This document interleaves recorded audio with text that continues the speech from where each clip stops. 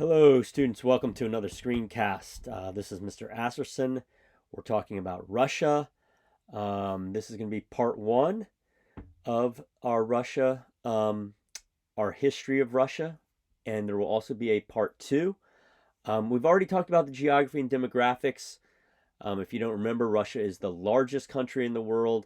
It expands 11 time zones, has about 140 million people, which makes it one of the most populous countries also.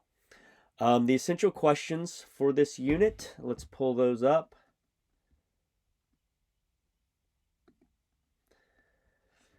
By the way, I'm coming to you from a camper. We are camping in Minnesota right now. I had some free time. I thought I'd make this screencast. So, what are our essential questions?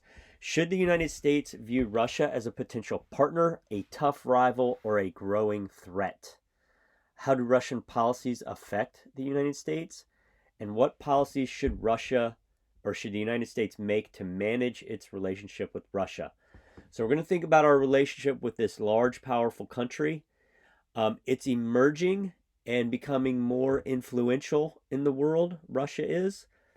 We just had some conflict in Syria where there's a civil war and we were supporting one side and Russia was supporting the other side. We've had some conflict in Ukraine, same thing. Russia's on one side of the conflict, we're on the other side of the conflict. Russia has been hacking into our elections and and influencing our elections. So there's all sorts of stuff going on with Russia, and I want all of you to be informed about the issues with Russia. So that's why we're studying this unit. Quick reminder, this is what Russia looks like. You can see Russia's in pink. For most of the 20th century, Russia was called the Soviet Union, and all of these other colored countries were part of the Soviet Union, including these three gray ones right here, which are not colored. So the Soviet Union was even much larger than the current country of Russia. So 150 years ago, people started noticing that Russia and the United States had something in common. They were both these huge countries with vast frontiers and many natural resources. And some people were predicting 150 years ago that Russia and the United States would one day become the two most powerful countries in the world. A couple of differences. On Russia's western frontier, where they connect with Europe, it's a big flat plain. And so that makes Russia vulnerable to invasion. It's very easy for armies to come into Russia. Another difference is that Russia doesn't have any ports, like seaports, to do trading. It doesn't have any ports that are open year round because the sea freezes up in northern Russia. Let me go back a slide and show you. So this part of Russia freezes over. So there's no port that is open there. So that's a big deal for business, for trading, for their economy. Okay, so right away, we're going to be talking about capitalism, socialism, and communism a little bit in this. So I want you to pause the video. You can read these definitions and jot down the differences between these. The biggest thing is that with capitalism or free markets, individuals get to make choices about starting businesses, who they hire, what they pay people, how much they make. And with socialism and communism, those decisions are more often made by the government or by communities. So that's kind of the big difference. Are decisions being made by communities and the government, or are they being made by individuals? So early on, the U.S. and Russia got along very well. In the 1800s, we were often allies against the British. They peacefully sell us Alaska in 1867 for the low price of $7 million. I guess they didn't know there would be so much oil up in Alaska. And also, we were briefly allies in World War I. The Central Powers were Germany and Austria, and France, Britain, the United States, and Russia were allied against the Central European powers. That allyship ends in 1917. Communist Party, led by Vladimir Lenin, takes over Russia. Russia had been led by a king, but they called him the Tsar. So the Tsar is out. Lenin is in. Lenin withdraws Russia from World War I, so we're no longer allies. Also, the Communist Party, they claimed that they wanted to help spread communism worldwide, and they had this saying, "Workers of the world unite." And so that made a lot of people in the United States nervous, and other parts of the world that had capitalist economies, because the communists would confiscate the material, the factories, from capitalists, and they would take the property away from rich people, basically, and then the government would own it. So a lot of people were nervous. They didn't want communism to spread because it thought it would destroy the wealth of the country and take a lot of private property away from individuals. After Lenin comes Stalin, and he kind of said, hey, let's not focus on worldwide domination.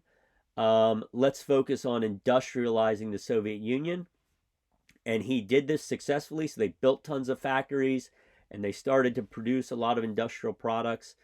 And by the 1950s and 60s, Russia is an industrial powerhouse of the world. Stalin also did some horrible, horrible things. It's known as the Reign of Terror. Anybody who opposed Stalin, he would round those people up and he would kill them. Or in this picture, it shows them putting them on trains, and they would ship people to Siberia, and they were work camps, also known as prison camps, and a lot of people didn't make it out of the prison camps alive. So horrible reign of terror. This was another reason people were scared of communism. The first being they would take your private property, and the second being that they would kill you if you opposed them. So in World War II, once again, the United States become allies with the Russians. Even though we were very suspicious of the communists and we didn't like the communists, this map shows how much territory Germany conquered by 1943. So Germany had conquered huge parts of Europe. And the United States needed allies, so we became allies with Russia. And you can see our other allies here were Great Britain.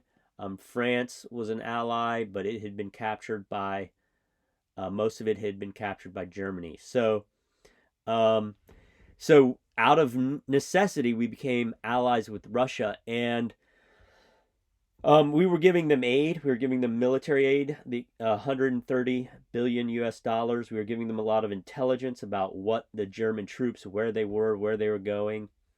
And we were even giving them weapons like aircraft. It is to be noted, the Russians did a lot more fighting with the Germans than we did. They lost 27 million people in the fight in World War II.